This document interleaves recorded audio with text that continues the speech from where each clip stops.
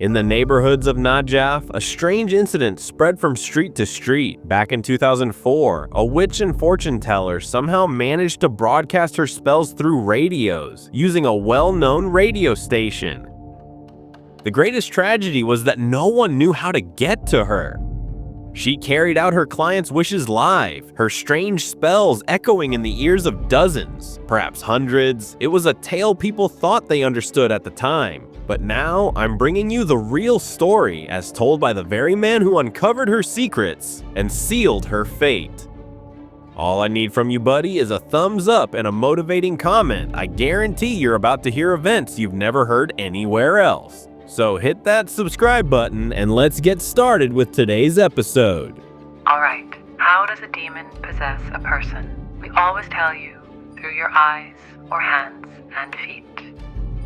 Our story begins in Najaf, Iraq, with the account of Ghalib al-Sayyid Shakir. I can't say for sure whether that's his full formal name or a combination of title and surname, but for clarity, I'll refer to him simply as Ghalib. What you're about to hear is this strange story, one that dozens of people testified to at the time.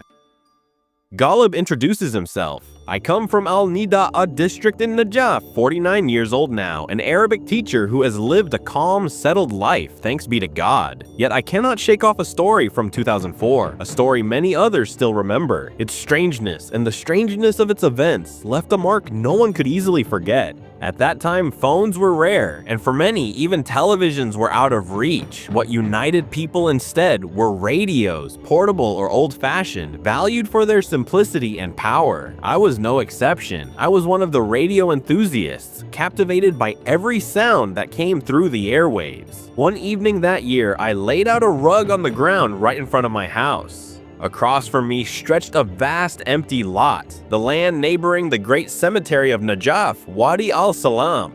I would sit there for 4 or 5 hours after the night prayer, just for a bit of leisure. Back then, as I've said, we had no real luxury, except for the voices that came through the radio. So I would spend all that time restlessly tuning through every station, searching and searching until sleep finally pulled me under. This went on for what felt like forever, until that one night. It happened during one of my late sessions outside the house, fiddling with the radio around 11:30 p.m., flipping stations again and again, hoping to stumble upon a program worth listening to. I stumbled upon a strange radio broadcast that instantly caught my attention. A woman's voice was speaking about events that she claimed would unfold in Iraq in the near future. Suddenly, she broke into an eerie, unsettling laugh. Her way of speaking didn't resemble any radio show I had ever heard, and I couldn't even figure out which station it was. Yet I kept tuning in, hoping to find a station with a program worth listening to. At first, I thought maybe it's a new radio broadcast, but the voice didn't have the polish of a real host. It was as if someone had just picked up a microphone and started babbling. And since there wasn't much else to do, I let it play, hoping to discover what kind of program it really was. For half an hour straight, I couldn't make sense of a single word. All I heard was a woman speaking about Iraq's future, claiming she knew the unseen and could do anything. God forbid.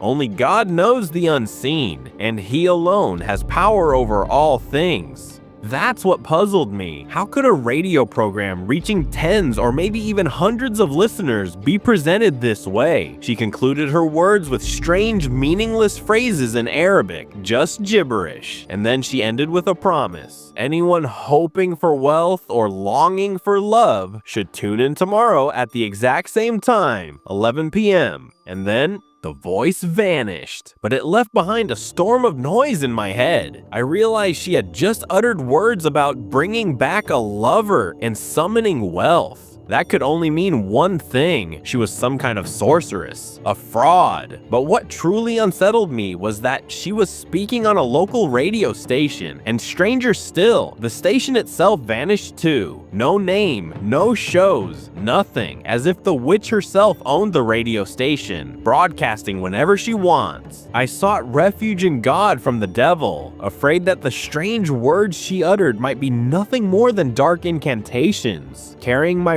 rug, I stepped inside, my mind still haunted by what I had just heard. But I had only one reason to wait for the next day, to turn on the radio at exactly 11 o'clock at night, to listen again to that witch and her bizarre show, and at the same time, to finally uncover the name of the station that dared to broadcast such eerie programs.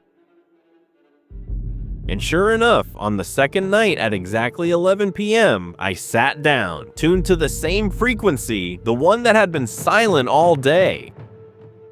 All I could hear was static until the clock struck 11. Suddenly the noise faded and a woman's voice came through, speaking live as if this was her regular broadcast. It turned out she wasn't addressing the radio audience at all. Her words were meant for certain people inside her studio, voices that slipped into the broadcast. As far as I could tell, these were her clients, seeking her magic against chosen individuals. 3, maybe 4 women sit in silence. One seeks to enchant a man into marriage. Another begs for children she cannot have. Each states her request in a single breath. The witch answers, then shifts her voice back to the radio waves. If you have a wish, come to me. I will grant it for a price. The exchange has the air of a crowded street market, both absurd and strangely captivating. Anyone seeking the witch had to stand at a designated spot at an exact time. A private vehicle would arrive, frisk them, and then drive them off. From what I learned over the days, the witch owned a car used exclusively for bringing people to her. The meeting point was always chosen by her, and it shifted after every episode. The car would pick up the clients and deliver them to the witch. Odd as it may seem, it was, in a way, logical. A witch would, of course, want her whereabouts hidden. Back in 2004, radio still had its loyal listeners flipping through the frequencies, yet a massive shift was underway. People were abandoning it for satellite TV channels. With that shift, censorship over radio broadcasts loosened, and the youth audience started to vanish. Every night at 11, the witch took over the airwaves for 1 hour. Then the station went silent, and my curiosity got the better of me. I found myself waiting for it each night just to hear the absurd people and the bizarre things they asked her for. Then, only about 5 days after I stumbled upon this program, something happened that shook me to the core. At the very beginning of the broadcast, one of the witch's clients spoke up.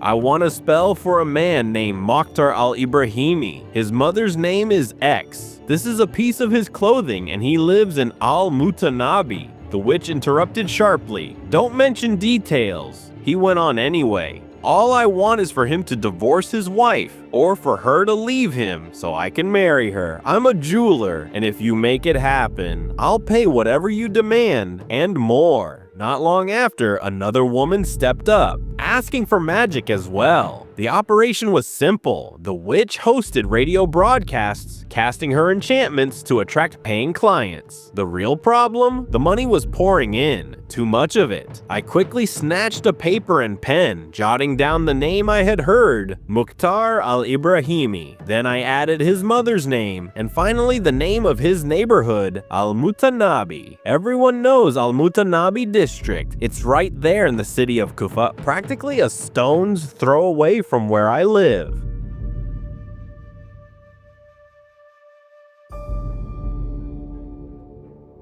Terror seized me and I swore, as soon as the morning light appears, I'll go to Al-Mutanabi Street, search for the man with that name, and if I discover him, I'll warn him. They say a jeweler is weaving dark magic, trying to make him divorce his wife so he can take her for himself. With God as my witness, I placed my faith in him and prepared to act. That night, I drifted into sleep, determined never to miss the program again. If ever a name was mentioned, I would do whatever I could to help, solely for the sake of God. By the time morning light broke, I was already on my way to Al-Mutanabi. I started asking around, do you know a man named Mokhtar al-Ibrahimi? One by one, I questioned shop owners, families, passers-by, until the puzzle came together. Mokhtar al-Ibrahimi wasn't just any man. He was a renowned jeweler in Najaf, the owner of a gold shop, and a figure admired and loved by everyone who knew him. I took down the shop's address and went there right away. As I walked in, I greeted them. Peace be upon you. They replied in kind. I asked, "Which one of you is Mokhtar al-Ibrahimi?" Since there were 3 men inside. One of them stepped forward and said, "I'm Mokhtar." I told him, "Mr. Mokhtar, may I speak with you about something very important and very sensitive?" He nodded. "Go ahead." But I insisted, "Not here. I can't talk while anyone else is around." The man looked both puzzled and uneasy. After all, it's only natural. He was a well-known figure, and here I was, a stranger asking questions about him, carrying something that sounded both sensitive and serious. The simplest thought that must have crossed his mind was that I had come to rob him, perhaps. So I told him, if my words worried you, then I apologize. But what I have to say concerns your business. It could be important, maybe even useful to you. Of course, I said all that just to avoid revealing anything about the witch in front of everyone. After all, it's entirely possible that one of those present was the very person trying to cast this spell. Remember the man who once tried to work magic against Mokhtar? He was a jeweler, so it could be nothing more than rivalry. Nothing less, nothing more. Or it could even be a friend. Mokhtar said, "Fine, let's go outside and talk." The moment we stepped into the street, I looked him in the eye and asked, "Is your mother's name X?" "Yes," he replied cautiously. "And you live in Al-Mutanabi?" He froze for a second, then shot back, "What's this about, brother? Are you following me or just trying to dig into my life?" That's when I revealed it. I started telling him, line by line, exactly what I'd heard broadcast on the radio. I told there is a witch on the radio, and someone went to the witch and mentioned his name. I hurried to write down what I heard, because the witch silenced the man after he mentioned the neighborhood where Mokhtar lives. The man was a jeweler, and promised the witch that if Mokhtar divorced his wife and he married her, he would give her gold to reward her. When I heard this, I decided to seek you out for God's sake and tell you what I heard. The man was stunned, unsure of what to do. Should he believe my words or simply dismiss them? I told him, "It's your choice. I came here for God's sake, to help you, nothing more, nothing less. I'm not after your money, nor do I want anything from you. And maybe this man is someone close to you, maybe even family. That's why I didn't speak to you inside the shop, in front of everyone." Stunned and grateful, Mokhtar thanked me and carefully took down my home address, in case he needed to see me again or uncover another piece of the truth. He swore he would take charge and pursue the matter himself. As for me, I returned to my house with the powerful conviction that I had achieved something momentous, purely for God's sake. The hours passed and night fell. I sat outside on my mat, the radio humming, a pen and paper in front of me, and tea by my side. I felt like a detective, waiting for a name to surface so I could write it down, search for it, and maybe, just maybe, save someone. I won't lie, I even felt like a hero, which now makes me laugh. But the feeling was real. After all, it doesn't matter how people see you. What matters is that you try to help in any way you can. The broadcast began, her very own radio show. This time she opened with strange incantations, an eerie string of words that made no sense at all. Then came the names. I couldn't quite tell who they belonged to, but if I wasn't mistaken, they were names of the kings of the jinn. For 10 minutes straight, she chanted and called out, until suddenly she stopped. The spells were over. That's when she turned to the people with her, asking what they wanted. The same madness as always. One woman begging for a spell to get her pregnant. Another driven by hate, demanding powerful sorcery to destroy someone's life. Requests so twisted, no sane mind could ever justify them. At that very moment, God inspired me with an idea, one whose outcome I couldn't foresee, but I was absolutely certain of one thing. If I placed my trust in Him, my presence would bring nothing but good. So I kept listening to the witch, waiting for her to reveal the time and place where the new clients were to gather. As I said, every one of her daily episodes of sorcery and witchcraft revealed a different place and a different time than the one before. So I kept listening until she finally said, "Whoever wishes to benefit from my services and have every desire fulfilled, no matter what it is, must stop by at 5 in the morning around the residential complexes near a Husseinia building." The place I mentioned was pretty close, about 8 kilometers from my house, just a 10-minute drive. I had no idea what I'd find there, or what would happen if I actually went. Sure, if I wanted to meet the witch, that's where I had to go, but my real plan was different. To meet her, learn where she operated, report her, and uncover the radio station behind these broadcasts. If I pulled it off, I'd be saving everyone from her evil. To make sure everything went according to plan, I decided to take my own car. Not to ride with her car, but to follow her all the way. That way, I'd know exactly where she was headed. A clever move, I thought. But listen to what happened at 5 in the morning. I was parked right where the witch had told me to wait. And then I saw them. 4 figures, 1 man and 3 women, standing at the very same spot. Turns out they too were seeking the witch's services. Out of nowhere, a red vehicle, something like an old minibus, pulled up right next to us. Despite its age, the windows were pitch dark and it had no plates at all. 3 men got out, questioning each of us by name and scribbling the answers on a scrap of paper. When they reached me, one of them asked, "Did you bring your car?" "Yes," I said. He smirked, "That won't do. But if you'd like, get in with us. Your car will follow until you're clear of the Sheikah's place." The Sheikah, of course, was the witch. I hesitated, but backing out wasn't an option. I told him, "All right, but where do I leave my car?" He said, "Just get in. We'll take care of it." So I got in with them, leaving my car behind. One of them probably drove it away. Then they handed us a piece of cloth and said, "Keep sniffing this. It'll protect you." It looked like an ordinary rag, but it was soaked in some kind of drug. We had no other choice. And we did exactly as they told us. Almost instantly, I began to feel drowsy until I finally drifted into sleep. The only thing I remember is that the car we were in started moving forward, following the road for what felt like a long distance. But where it actually went, I had no idea, because when I woke up, I found myself inside a room, along with the others who had come to meet the witch. The room was simple, with plain blue walls, a traditional Arabic-style seating area, and a few fruits and a jug of water placed in front. What struck me as truly strange was that this room had no windows. I asked the man beside me for his name. He simply said, "That's not important, but I'm from Hilla." I pressed on, "And how do you know this witch?" He replied, "Through the radio, and besides, she's famous for her blessings and terrifying power." I fell silent, already weaving a clever plan, one that wouldn't make me look like a liar. The truth was, I had come here only to uncover her whereabouts. Yet I honestly had no idea where I even was. For hours, I was lost in thought, until at last a man entered and said, "This way, the Sheikah is waiting for you." We followed him into another chamber, where the witch sat calmly in the middle, as if expecting us. And here's where it gets unbelievable. The place wasn't just a room, it looked like a full-on radio station. Strange devices, tangled wires, a microphone glowing under dim light, and a man managing the soundboard. Then, right on the stroke of 11, the witch began her broadcast, a live radio program unfolding before our eyes like a scene from cinema.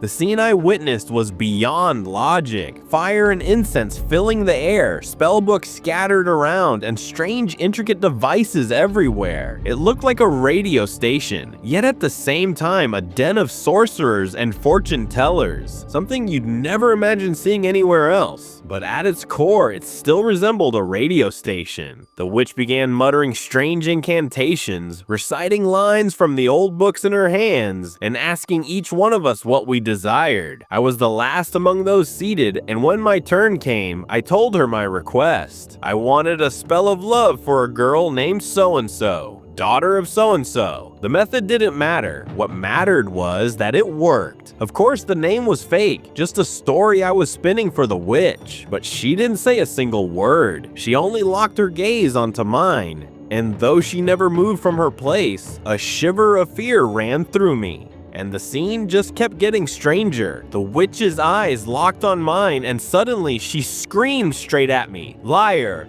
Liar! Liar!" Before I could even react, her men, her so-called assistants, were all over me, beating me down and tying me up. "What was going on?" she shouted. "Your name is Galeb, son of so-and-so, and you're a liar who came here just to expose my hiding place."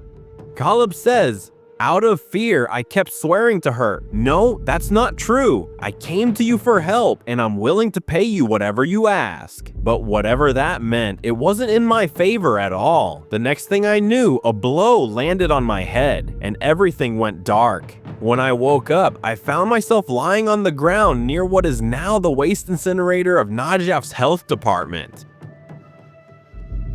It was the middle of nowhere, wilderness all around. My clothes were almost torn apart and everything I had carried was gone. I got up and kept walking. Cars passed by, but none stopped to help. I must have looked more like a threat than a man in need. People feared bandits on that road. I kept walking until finally an old man took pity on me and helped me get back home. My car was gone, along with it my money and even my personal documents, my ID included. I realized I had no time to waste. I needed a plan and I needed it quickly. So the very first thing I did was file a report for the stolen car. Then I told the police exactly what had happened.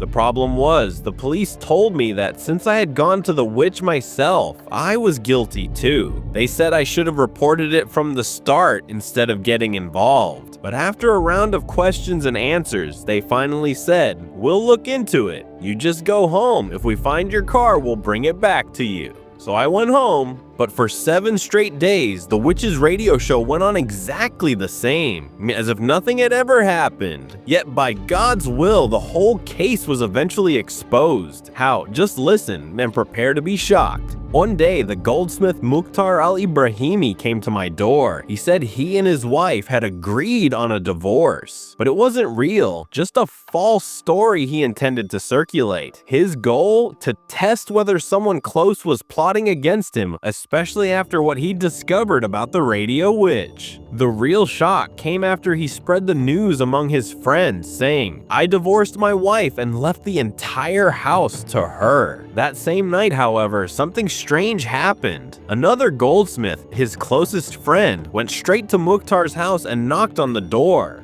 Oddly enough, he knew that no one should have been inside except Mukhtar's wife, since Mukhtar himself had already told him, "I divorced her, left her the house, and moved out." So why was he really there? She opened the door, and there he was, the jeweler, once a close friend of Mukhtar. With a sigh, he expressed his regret over what had happened. Her husband had divorced her and was parading around, declaring her a disgrace. Yet everyone knew she was a woman of honor, admired for her character. The truth, her husband had never been worthy of her. Then the jeweler leaned closer and said, "Let me help you reclaim your dignity. Marry me. I am a man of wealth, a jeweler by trade, and someone you already know. I used to be your husband's friend, but after the way he treated you, I walked away from him for good." The ill-mannered man proposed to her, telling her to take her time thinking it over, unaware that Mukhtar was standing right behind the door.